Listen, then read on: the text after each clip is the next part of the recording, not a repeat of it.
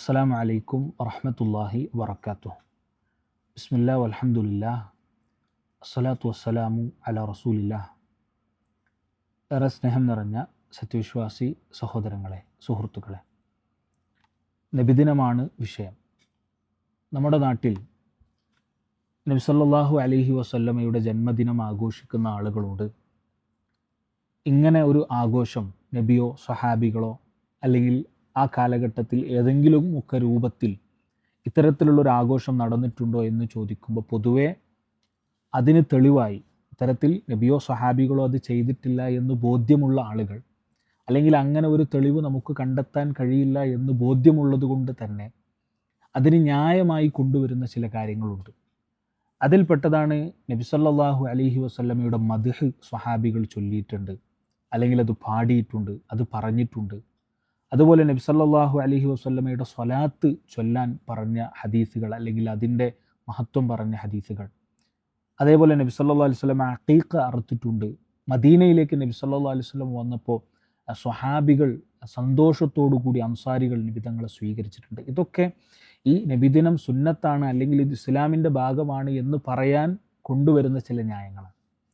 ഇവിടെ നമ്മൾ മനസ്സിലാക്കേണ്ടത്, ഇവിടെ ചർച്ച എന്താണ്?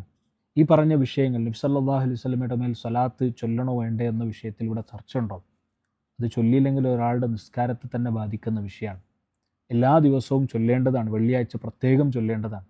നബി സല്ലല്ലാഹു അലൈഹി വസല്ലമയുടെ മദ്ഹ് അത് ഗദ്യപദ്യങ്ങളിലൂടെ ചൊല്ലേണ്ട ഒന്നാണ്. ഒരു പാട്ടായിക്കൊണ്ട് ഒരാൾ നബി തങ്ങളുടെ മദ്ഹ് പറയുന്നു, അല്ലെങ്കിൽ അത് ആളുകൾക്ക് ഗുണപാഠം ഉൾക്കൊള്ളാൻ വേണ്ടി പ്രവാചകനെക്കുറിച്ച് സല്ലല്ലാഹു അലൈഹി വസല്ലമയെക്കുറിച്ച് പറയുന്നു, അല്ലെങ്കിൽ നബി സല്ലല്ലാഹു അലൈഹി വസല്ലമയുടെ മഹബ്ബത്ത് ആളുകളിൽ ഊട്ടി ഉറപ്പിക്കാൻ വേണ്ടി പറയുന്നു. ഇതൊക്കെ ഇവിടെ ചർച്ചയുള്ള വിഷയമല്ല.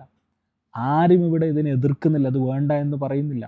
അതല്ലെങ്കിൽ ഞാൻ ഈ പറഞ്ഞ രൂപത്തിലുള്ള വിഷയങ്ങളൊന്നും ഇതിന് തെളിവായി കൊണ്ടുവരുന്ന മേഖലയിലുള്ള ഒരു വിഷയവും എന്ത് ചെയ്യുന്നില്ല, ഇവിടെ ചർച്ചയായോ ഇവിടെ എതിർത്തുകൊണ്ടോ ഇവിടെ വിമർശനമായോ ആരും പറയുന്നില്ല.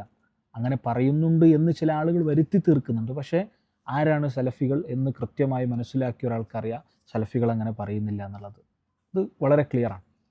അപ്പോൾ ഇവിടെ വിഷയം എന്താണ് എന്ന് നമ്മൾ മനസ്സിലാക്കാതെയാണ് ചില ആളുകൾ എന്ത് ചെയ്യുന്നത്, ഈ വിഷയത്തിൽ ചർച്ചകളിലേക്ക് കടന്നു വരുന്നത്. അവിടെ നമ്മൾ മനസ്സിലാക്കണം, നമ്മുടെ വിഷയം എന്താ? റബീഉൽ അവ്വൽ 12 നബി സല്ലല്ലാഹു അലൈഹി വസല്ലമയുടെ ജന്മദിനത്തിൻ്റെ ഭാഗമായി പ്രവാചകൻ എന്തെങ്കിലും ചെയ്തിട്ടുണ്ടോ? മദീനത്തെ പള്ളിയിൽ ഒരു ദിവസം റബീഉൽ അവ്വൽ 12 സ്വഹാബത്ത്, ഇന്ന് ഞാൻ ജനിച്ച ദിവസമാണ്, അതുകൊണ്ട് എല്ലാവർക്കും എൻ്റെ വകത ഈത്തപ്പഴം. അല്ലെങ്കിൽ നബി സല്ലല്ലാഹു അലൈഹി വസല്ലമയുടെ കാലശേഷം സ്വഹാബികൾ അബൂബക്കർ റളിയല്ലാഹു അൻഹു ഒരു ദിവസം ഇങ്ങനെ പറയുന്നത്, ഇന്ന് നമ്മുടെ നബി സല്ലല്ലാഹു അലൈഹി വസല്ലമ ജനിച്ച ദിവസമാണ്, റബീഉൽ